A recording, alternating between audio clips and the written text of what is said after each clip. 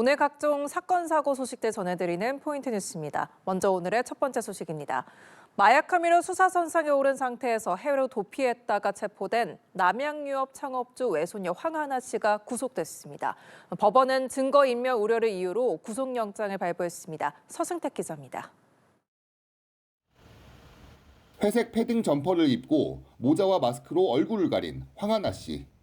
구속 전 피의자 신문을 받기 위해 법원에 도착한 황 씨는 취재진의 질문에 아무런 답변을 하지 않았습니다. 혐의 인정하십니까? 태국과 캄보디아에서도 마약 투약하셨습니까?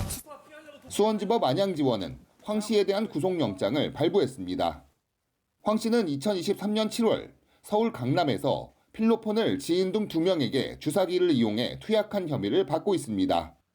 경찰의 수사선상에 오르자 황 씨는 그해 12월 태국으로 도피했습니다. 더 이상 수사를 진행할 수 없게 되자 경찰은 지난해 5월 인터폴의 소재 파악을 위한 청색 수배를 요청하고 여권 무효화 조치를 했습니다. 그러자 황 씨는 태국을 떠나 캄보디아에서 지내왔습니다.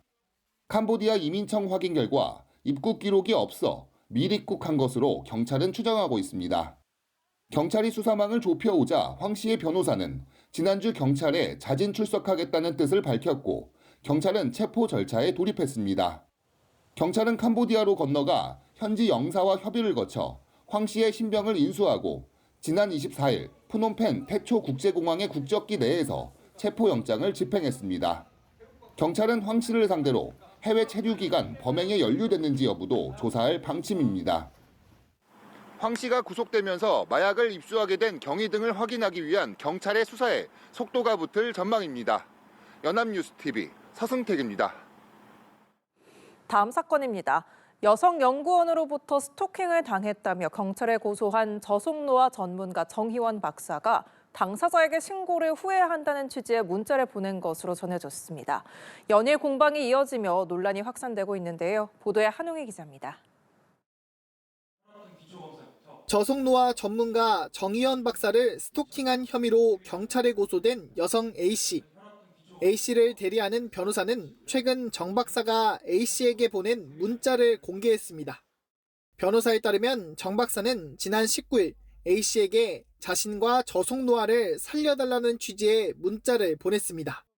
마지막 문자에는 10월 21일은 정말 후회하고 있다며 사과하는 내용도 담겼습니다. 10월 20일은 정 박사가 저작권 침해 문제에 항의하기 위해 자택으로 찾아온 A씨를 스토킹으로 신고한 날로 전해졌습니다. 앞서 정 박사 측은 위촉 연구원이던 A씨가 지난 7월부터 정 박사의 저서인 저속노화 마인드셋에 대한 저작권 지분 등을 요구하며 스토킹을 했다고 주장했습니다. 하지만 A씨 측은 해당 문자를 공개하면서 정 박사가 과거 피해자에게 보냈던 성적 요구를 담은 메시지가 언론에 보도될 가능성을 인지하자 직접 연락했다며 피해자를 범죄 가해자로 지목하고 뒤로는 직접 연락해 협박과 회유를 동시에 하고 있다고 맞섰습니다. A씨 부친에게 전화해 10여 분간 A씨를 비난했다고도 주장했습니다. A씨 측은 약 2년 전 두 사람이 맺은 연구원 근무 계약서도 공개하며 사건의 핵심은 저작권 침해와 고용관계를 기반으로 한 위력에 의한 성적, 인격적 착취라고 주장했습니다. 한편 정 박사 측은 스토킹 고소가 잘못됐다는 뜻의 문자는 아니었다며 오히려 A씨로부터 지속적인 요구와 협박을 당해왔다는 취지로 반박한 것으로 전해졌습니다. 연합뉴스TV 한웅입니다. 오늘 오후 1시쯤 경기 동두천시 지행동 햄버거 매장으로 승용차가 돌진하는 사고가 발생했습니다.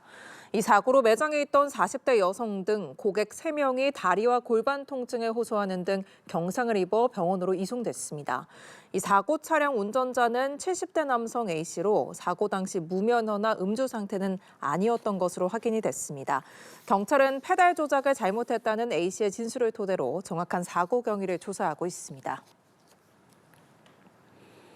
겨울철에 접어들면서 출항에 나선 어선에서 화재가 잇따라 발생하고 있습니다. 지난해 같은 기간에 비해 80%나 급증했는데요. 행정당국의 단속에 앞서 출항에 나서는 어선 스스로 화재 안전관리가 필요하다는 지적입니다. 고희온 기자입니다. 시퍼런 바다 위에 검은 연기가 피어오릅니다. 어선은 이미 시뻘건 화염에 휩싸였고 끊임없이 연기를 내뿜고 있습니다. 부산 해운대 송정 앞바다에 조업을 나간 55톤급 외꾸리 저인망 어선에서 불이 난 건 지난 23일 오전 7시 50분쯤. 기관실에서 불이 났다는 신고를 받은 해경이 인근에 있는 민간 선박을 지휘해 어선에 타고 있던 승선원 8명 모두 무사히 돌아왔습니다. 이튿날 부산 영도 해상에선 조업을 나간 42톤급 외꾸리 저인망 어선에서 화재가 발생해 승선원 6명 전원이 구조되게 됐습니다. 해경과 민간 어선의 신속한 대응으로 인명피해가 발생하진 않았지만 겨울철 어선 화재는 최근 급증하는 추세입니다. 겨울철 화재 폭발 사고는 지난 10년 동안 감소하다 최근 반등해 평균치를 웃돌았습니다. 특히 지난해 겨울철 화재 폭발 사고는 총 40건이 발생했는데 전년 22척과 비교해 80% 넘게 급증한 것으로 나타났습니다. 최근 5년간 해양사고 인명피해 발생률을 살펴봐도 겨울철이 가장 높은 곳으로 집계됐습니다. 화재 폭발 사고 선박 10척 중 7척은 어선인 것으로 집계됐습니다. 겨울철 난방용 전열기 관리가 필요하고 배전반 또는 배터리 누전이 발생하지 않도록 해야 합니다. 기관실에 가연성 물질이 방치되지 않도록 선박 종사자분들께서 주의하셔야 합니다. 겨울철 어선 화재를 예방하기 위해선 행정당국의 점검에 앞서 어민 스스로 사전 점검 등 안전 수칙을 지키는 게 우선이라는 지적입니다.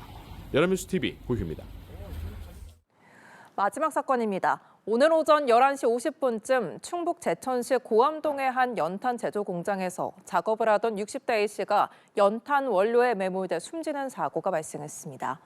신고를 받고 출동한 소방당국은 연탄 원료 더미에 깔려있던 A씨를 15분 만에 발견했습니다. 당시 심정지 상태였던 A씨는 병원으로 이송됐으나 끝내 숨진 것으로 파악이 됐습니다. 경찰과 노동당국은 정확한 사고 경위를 조사하고 있습니다.